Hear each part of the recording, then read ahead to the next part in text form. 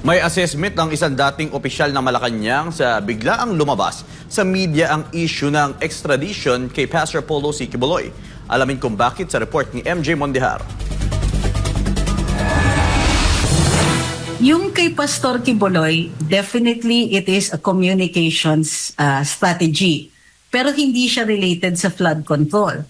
Ang tingin ko, yung ginagawa nila is related more to his case. Yan ang basa ni former Press Secretary Trixie Cruz Angeles sa biglaang pagsupot ng umunoy extradition request ng US government laban kay Pastor Polo C. Quiboloy. Para sa abogada, malinaw na PR stunt ang issue na maaaring ginawa dala ng matinding kagipitan. It is entirely possible na, alam nyo yon, may nararamdaman na ang prosecution that they might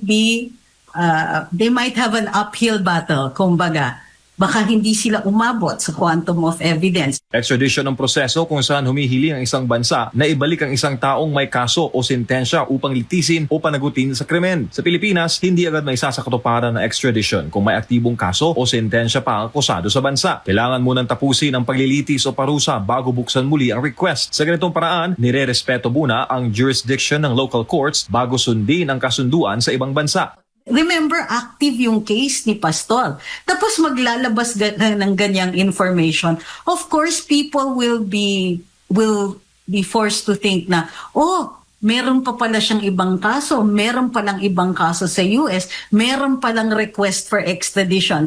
Nauna nang sinabi ng Department of Justice at Department of Foreign Affairs na wala pa silang natatanggap na formal extradition request mula sa US government. Maglalabas ka lang ng ganyan because you think that it's going to be prejudicial to the case of Pastor Quiboloy. So ang tingin ko dito is maybe the prosecution might be struggling with their quantum of evidence, so kailangan nila ng public perception na mas mabigat. Ani Cruz Angeles, malinaw na subject ng black propaganda si Pastor Polo kahit na ikinulong na ito ng gobyerno dahil sa pagiging malapit na kalyado ng mga Duterte at ginagamit ang extradition issue para impluwensyahan ang pananaw ng publiko laban sa kanya habang dinidinig ng korte ang kaso nito. Pero kung ang dating opisyal na Malacanang ang tatanungin, I think maybe we're heading for an acquittal. This is me, this is an opinion. It's possible that it's heading for an acquittal and they want to head off public opinion on this. para sa Diyos sa Pilipinas kung mahal, MJ Mondihar, SMNI News.